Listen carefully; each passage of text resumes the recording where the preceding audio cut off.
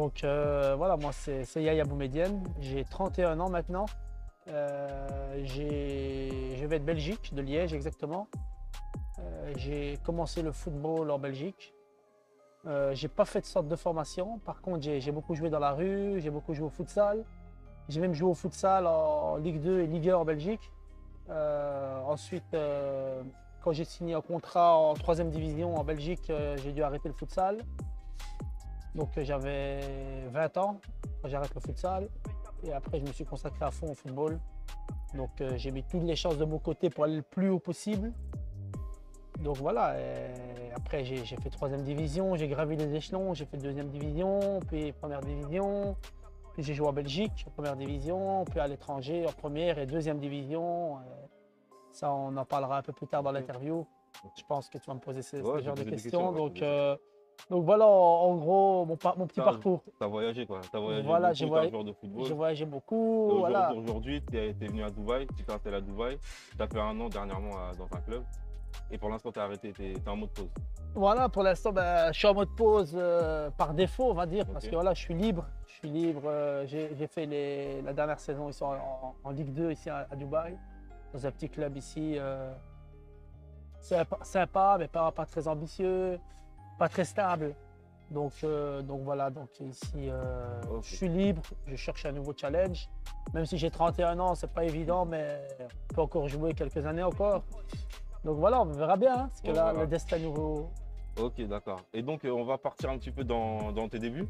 Donc, tu nous as dit que tu n'étais pas destiné vraiment à. Tu pensais pas vraiment faire une carrière de football parce que tu étais dans le futsal et tu étais plus à jouer avec tes potes chez toi en Belgique. C'est ça, exactement. Moi, j'ai joué au futsal d'abord. Bon, j'ai joué d'abord dans la rue au départ, comme la plupart des jeunes de quartier. On a joué dans la rue et au début, tu joues, tu ne penses pas vraiment à percer et tout. Tu joues, voilà, tu as l'envie de gagner. Voilà, tu es là, tu joues la concurrence avec les gars du quartier, tu charries, tu connais les gars du quartier. C'est ça. Après, voilà, je suis passé par le futsal, j'ai eu la chance de rentrer dans un club là-bas en Belgique. Le niveau en Belgique, il est vraiment pas mal, c'est un des meilleurs en Europe, on va dire. Européen, point de vue européen en futsal. Donc, c'était vraiment un bon niveau, que ce soit en 2e division, en 1re division, c'est des bons niveaux de futsal. Donc, Et à quel moment tu t'es dit que tu vas en faire ton métier? Au moment où, quand je signe dans un club de 3e division en Belgique, c'était un club vraiment ambitieux qui voulait monter en 2e division. Ils m'ont interdit de jouer au futsal, donc c'était entraînement tous les jours. C'était semi-pro. C'était semi-pro, donc et je ne pouvais plus jouer au futsal. Donc là, je me suis dit, je vais me consacrer à fond dans le football et de mettre toutes les choses de mon côté pour aller le plus loin possible. Ok. Et donc à ce moment-là, que tu signes en 3e division, donc après tu passes professionnel. Quel a été l'élément qui a fait que tu es passé professionnel? L'élément, Parce qu'à un moment que tu joues au monde amateur, c'est pas la même chose. Tu passes au monde professionnel. Quel step t'as passé pour… C'est vrai, donc entre le monde amateur et le monde professionnel, il y a vraiment une grosse différence. Déjà dans le sérieux, dans le nombre d'entraînements, dans la concurrence. Déjà, les équipes sont meilleures, il y a plus d'argent, donc par définition, il y a plus de concurrence, il y a des meilleurs joueurs. Donc les places sont doublées, voire triplées. Donc voilà, il faut se battre pour ta place. Déjà, voilà, c'est ça la différence par rapport au monde amateur où les budgets sont restreints. Et voilà, tu as 12, 13, parfois 14 joueurs seulement dans un noyau. C'est vraiment des noyaux très courts. Donc tu es presque, on va dire, sûr même de jouer, quoi. Et dans le monde professionnel, c'est la concurrence déjà. Et ce qui a fait que, voilà, ce qui a fait de passer du monde amateur au monde professionnel, déjà, c'est que j'ai fait des très bonnes prestations dans le monde amateur qui ont tapé dans l'œil d'équipes professionnelles. Donc j'ai eu la chance de pouvoir faire le saut. Ça n'a pas été. C'est ton talent un petit peu qui a fait. Voilà, on va dire que c'est plus le talent que. Et après ça, tu as travaillé ça. Après, voilà, j'ai beaucoup aussi travaillé sur des points où j'étais vraiment plus faible. J'avais des points vraiment où j'étais moins fort, on va dire que moi j'étais plus, voilà, je suis un joueur du quartier, donc la plupart offensivement, donc c'est bien, défensivement très moyen, on va dire. J'ai dû travailler sur le point défensif pour passer encore un échelon. Tactiquement aussi, tu as travaillé. Voilà, et tactiquement, bien sûr, bien sûr. Tactiquement, ça n'a rien à voir, c'est beaucoup plus structuré et il y a plus de consignes à respecter sur le terrain. Et donc après, là, tu passes au monde professionnel. Et après, donc, on va dire que tu es devenu un petit peu globe-trotter. Tu es parti à l'étranger. Ouais, c'est ça. Donc, j'ai pas vraiment eu de stabilité parce que voilà, c'est le. Après, j'étais pas très bien entouré non plus. Pour être honnête, je suis Ah ouais, passé très vite du monde vraiment de, on va dire, entre guillemets, amateur, futsal, à un monde Ok. professionnel. Vraiment, j'ai été projeté très très vite.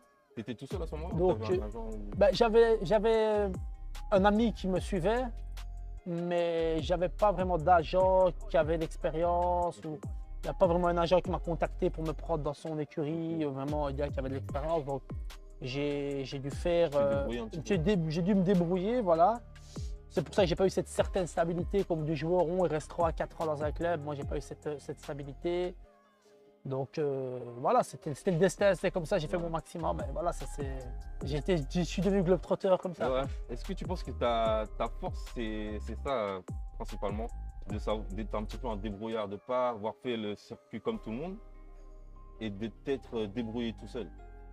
Ouais, c'est vrai, c'est vrai. Quand je vois maintenant les jeunes, actuellement, le football actuel, je parle, c'est complètement différent. Quand moi, je suis arrivé sur le milieu professionnel il y a 7-8 ans d'ici, c'était complètement différent. Maintenant, on mise beaucoup sur les jeunes. Maintenant, Ouais. il y a plus voilà, on les met plus en valeur. Même mettre un but, le mec, il se fait transférer pour je sais pas combien. Ils sont toujours entourés. Voilà, ils sont- toujours bien entouré, la famille qui est derrière, Avant, maintenant toi, qui c'était comprend pas que la famille comprend que, voilà, que le football, c'est un métier. Avant, nous, nos parents, malheureusement, voilà, c'était plus Mhm.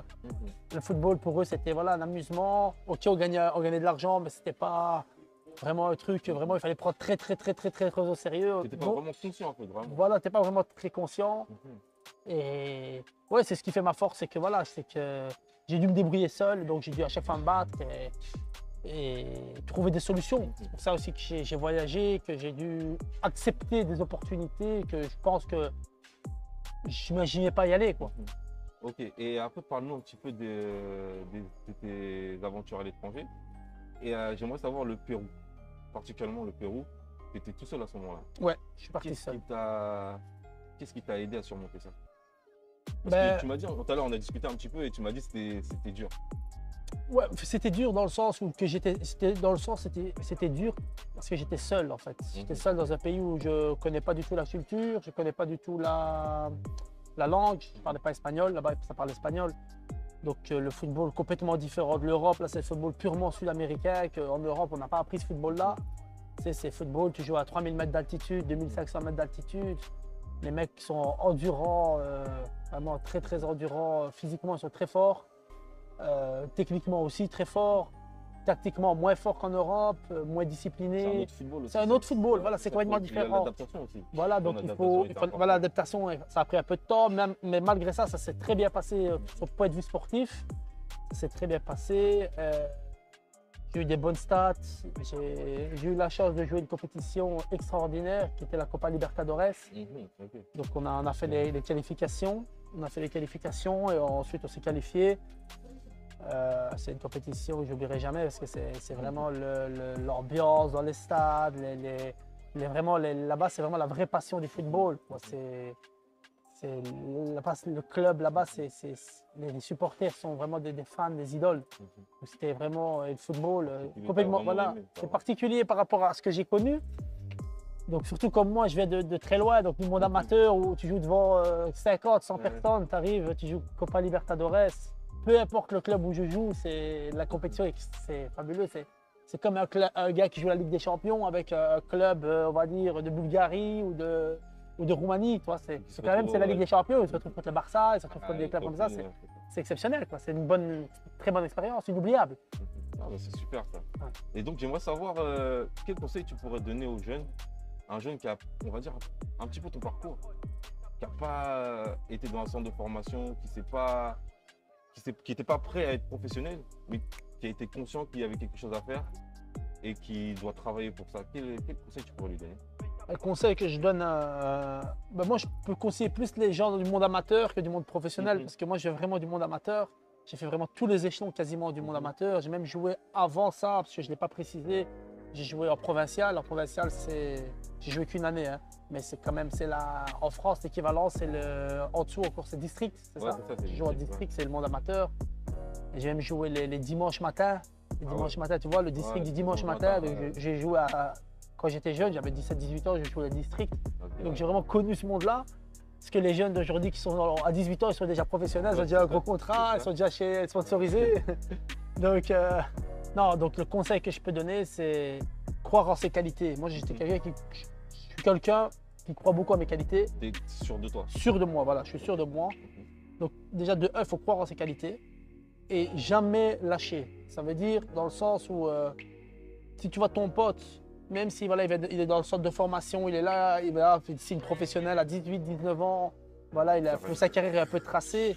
Ça ne veut pas dire que toi, tu es du monde amateur, tu ne peux pas avoir un autre chemin et arriver aussi dans le monde professionnel comme ton ami ou un autre gars qui est arrivé professionnel via le centre de formation, qui est entre guillemets plus facile que venir du monde amateur parce que déjà c'est moins médiatisé, c'est moins suivi, il y a moins d'entraînement, donc ça veut dire que tu dois t'entraîner seul sur le côté, tu dois te prendre en charge seul. Tandis que quand tu es du centre de formation, tu n'as rien à te prendre en charge. Tu dois juste venir, tu as tes préparateurs physiques, tu as un coach, tu as tes sponsorisés limite, tu as des vêtements, tu as tout gratos quoi, presque. Tu as juste te concentrer sur le terrain et tu as tout à disposition pour, entre guillemets, réussir. Tandis que quand tu es du monde amateur, tu n'as pas tout à disposition, mais tu dois te battre.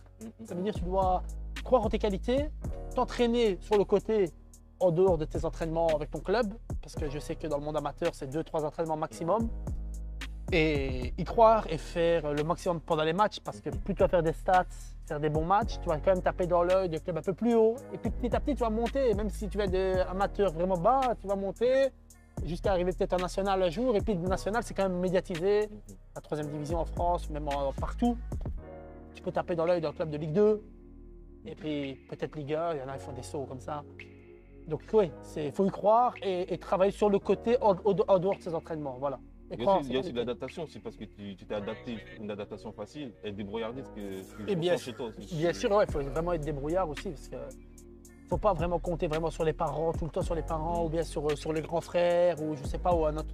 Faut vraiment, agent, ou un agent, parce que dans le monde du football, il faut savoir que l'agent, c'est le joueur qui fait l'agent en fait. Il n'y a pas un agent, il va venir, il va te trouver un club comme ça. Il y a pas, c'est pas vrai ça. Ça c'est vraiment c'est de la science-fiction ça, c'est pas vrai. Sans l'agent, moi je suis un joueur, l'agent il n'a rien sans moi. Voilà, c'est ça. Toi maintenant, tu es sur le terrain, tu as un gars qui t'aide, tu as signé un contrat avec lui, toi tu fais des bonnes stats. Lui, il va te trouver un club. Pourquoi? C'est parce que le club sera intéressé par ton profil, parce que tu as fait des bons trucs. Tu vois? Mais l'agent, jamais il va te trouver un club. Voilà, ça n'existe pas. Il y a 0 agent, même les plus gros agents. Tu as des mecs, ils ont des gros agents, je ne citerai pas leur nom, qui sont actuellement libres. Pourtant, ils ont des gros agents et ils ont dans leur portefeuille des joueurs qui jouent dans les plus grands clubs au monde. Un plus grand club au monde. Malheureusement, certains joueurs de leur portefeuille sont libres. Alors que c'est entre guillemets des gros agents. En fait, que non, c'est les joueurs qu'ils ont qui sont grands. Qui ne peuvent pas placer n'importe où. Exactement, c'est ça. Et il y a des joueurs qui pensent que voilà, c'est des agents, etc. Alors que c'est faux, c'est pas vrai. Donc Yaya, je te remercie beaucoup vraiment. Vraiment d'avoir pris du temps pour nous, de nous avoir accueillis ici un petit peu chez toi, parce que c'est un petit moment que tu es là. Les clés de la réussite que tu nous as données, c'était vraiment la concentration, l'adaptation, croire en soi, croire en ses qualités, ne jamais lâcher. C'est ça que tu nous as dit. Et puis en plus, comme toi, tu viens d'un monde amateur.